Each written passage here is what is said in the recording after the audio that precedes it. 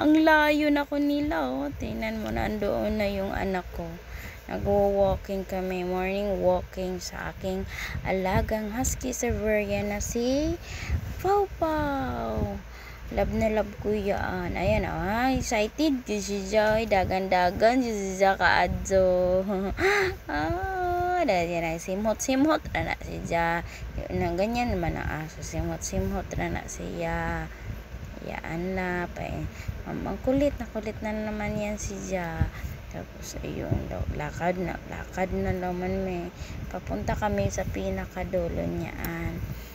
Ang ganda niya pong tignan. Alo. Andiyan na nang akong baby.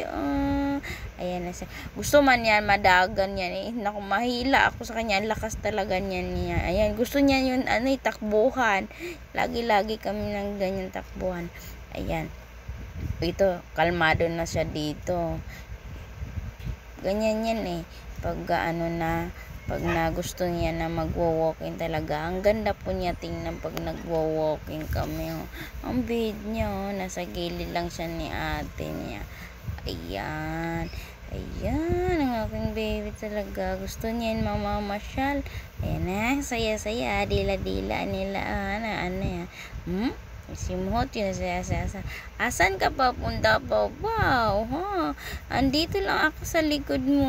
Andito lang yung mama sa'yo. Love na love talaga yan ng mama. Ay, ganda-ganda naman yan tignan. Ganda-ganda naman yung papa na yan. Minsan lang din kami naglalakad kasi 2 weeks kaya dito umuulan dahil doon sa may bagyo. Ayan, habang kami nalalakad, nadaanan namin para meron kaming snacks mamaya ng sweet corn. Bumili muna kami ng sweet corn para meron kaming snacks mamaya. Just Lord, excited. Ang yummy yan. Masarap po yan. Sweet corn, kulay yellow. Kulay yellow ang binibili ko niyaan. Silang kuya, ang bait po nila. Ayan. Family together. Tulong-tulong sila. Dahil yung mga bata din apil po og nagtitinda. Tinulungan nila ilang mama. Di ba guys? Ayan ta. Ayan. Magbabayad na ako. Binigyan ka na si ate. Wow, mamaya jud adjoon sila na mo kanon snack na ni Ja. Kakain din ang aking alaga niyan. Ako alagain. Ibibigyan ko din siya. Kakain yan siya. Himay-himay yun manaho paglaga ay ayan na okay na. May maraming kulay puti. Masarap din yung kulay puti na sweet corn.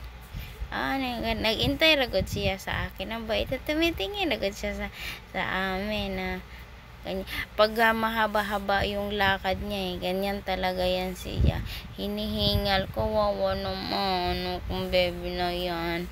Ayan na, dito na kami ulit sa park. Uuwi na kami niyan, papunta sa bahay kami dyan.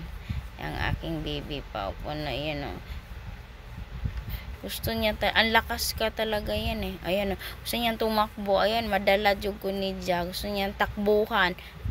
Excited laging sa takbuhan.